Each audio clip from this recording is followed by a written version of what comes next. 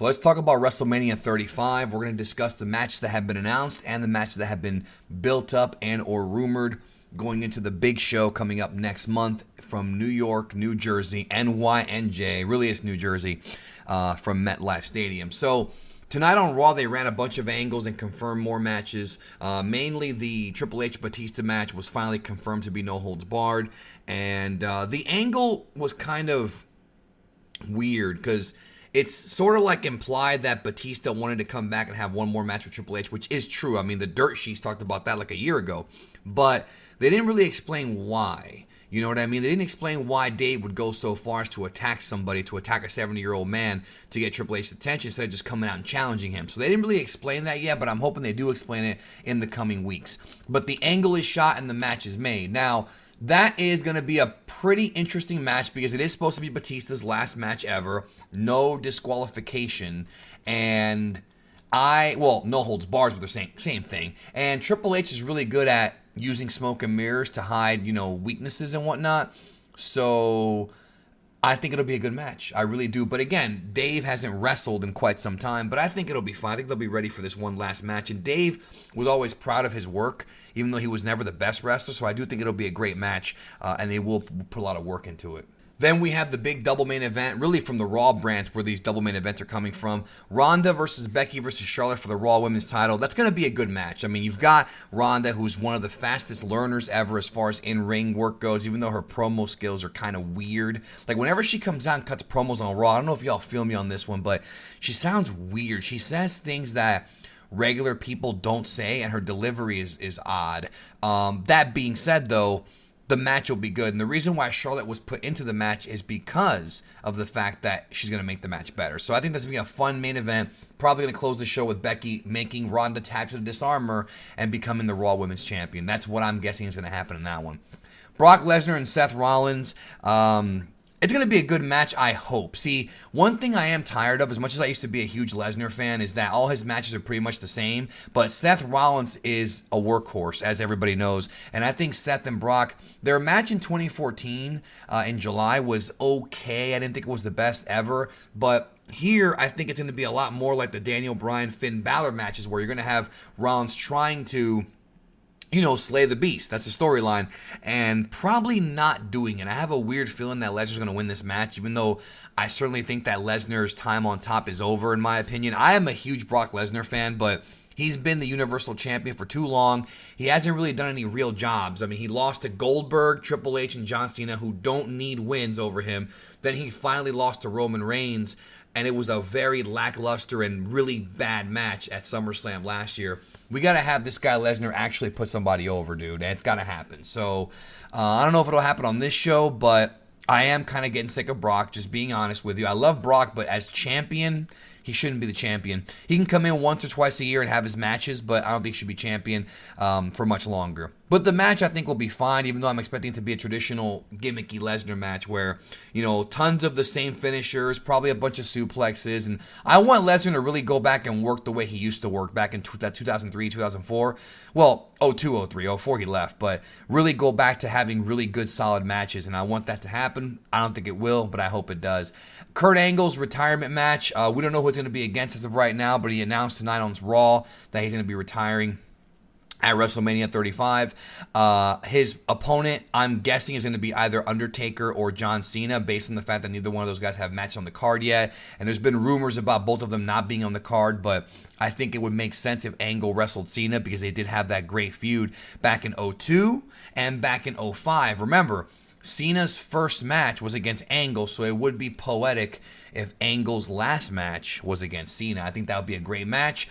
I think they'll have a good time together, and I think it's a good little Legends match. So that's my guess, my prediction as far as that goes. Daniel Bryan versus Kofi Kingston. They could make it a four-way with Kevin Owens and Mustafa Ali. That's always possible, but it looks like they're building up Kofi Kingston by having him constantly getting screwed over by the McMahons and other people. They're building him up to battle Daniel Bryan and probably take the championship at WrestleMania from Daniel Bryan. Maybe, maybe not. I don't know, but I think those two guys have great chemistry. The stuff they did in the Gauntlet match and the Elimination Chamber recently were really good. And I think if they could work a one-on-one match, I think it will be fantastic. I think that Kofi Kingston's style complements Daniel Bryan. Kofi's kind of like AJ Styles, where he has that kind of high-flying technical. He might not be as good as AJ Styles as an overall worker, but he is a hard worker, and he's been with the company for a very long time. And Bryan, I think, wants to work with him, and I think it'll work out really well. So I am looking forward to that match possibly being a show stealer at WrestleMania 35. Randy Orton versus AJ Styles. Really looking forward to this one, yo. Again, this match is not confirmed yet. Ronda, Becky, Charlotte, Lesnar, Rollins, and Batista, Triple H have been officially announced. The other matches are just, they're probably going to happen, but they haven't been officially announced. And I'm getting to the next one now. Randy Orton, AJ Styles. Again, you got Randy Orton, who's tremendous at everything he does. He's very wacky. AJ, one of the best wrestlers, maybe the best in the company, maybe in the business today. I mean, outside of New Japan, there's only a small number of guys who are as good as AJ Styles. And you all know this. You all know this, and I ain't lying about that one.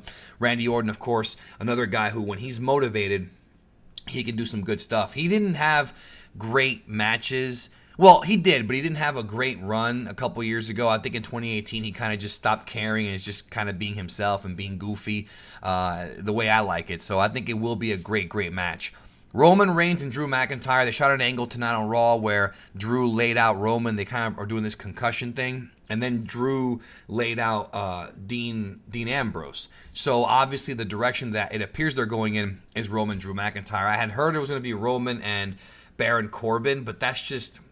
I don't want to see Baron Corbin at WrestleMania, dude. Unless Braun Strowman, squashes him in, a minute. That would be great. But Roman Reigns and Drew McIntyre. Again, this could be a good match purely based on the fact that these guys are young and they know how to have they know how to have what I call WWE matches, like WWE pay-per-view matches, where you're not going to get a lot of scientific wrestling like you would with the AJ and the Daniel Bryan matches, but you're going to get a nice, hard-hitting smash mouth match, with good near falls. The question is, who wins? I mean, obviously Roman probably should win because he's just coming back from his, leukemia, and you want to give him a strong win at WrestleMania, but also Drew McIntyre's on his way up. I mean, they're really, really behind this guy, and honestly, I don't blame them because Drew is really, really good. I see future WWE champion all over Drew McIntyre. In fact, I think Drew should be the guy to beat Lesnar. I think he should be the guy to get the 1-2-3 on Brock Lesnar and take that championship. That's my idea.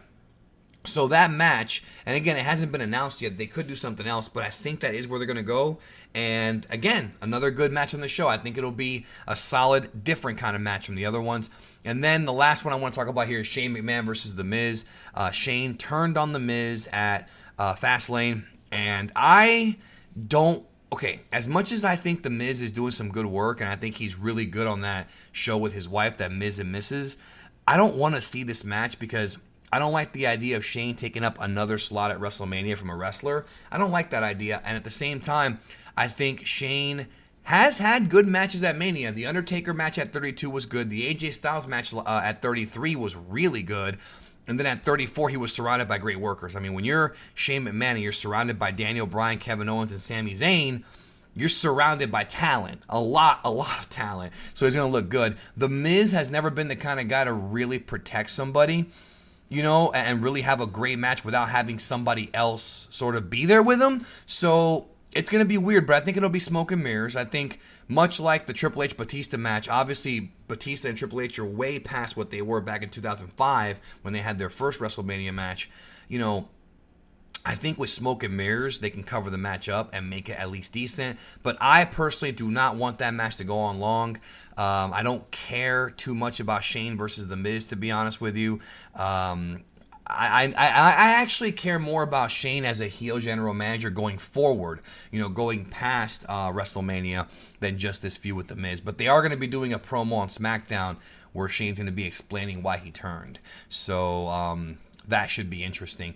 Other than that, I mean, the other big, match they're building to is Beth Phoenix and Natalya against Tamina and Nia Jax. But also, they could do a three-way with the women's tag belts, with Bayley and Sasha. They could do that. That's a match that I really... It's more of a pre-show match, to be honest with you, because there's not enough heat in that feud. Even though they might put it on the main show because they want to get those women's tag belts over, there's not enough heat, I don't think, for that feud to really kick off. But it is the return of Beth Phoenix, so that could be a big deal for fans of the 2000s, late 2000s WWE, when she was, one of the top girls, on the show.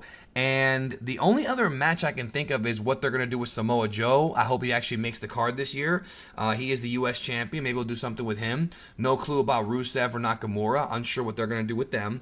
And other than that, they might have Ricochet, Aleister Black wrestle against the Revival. They could do that in the pre-show. There's a lot of things they could add to the show. Of course, we have the Andre the Giant Battle Royal too.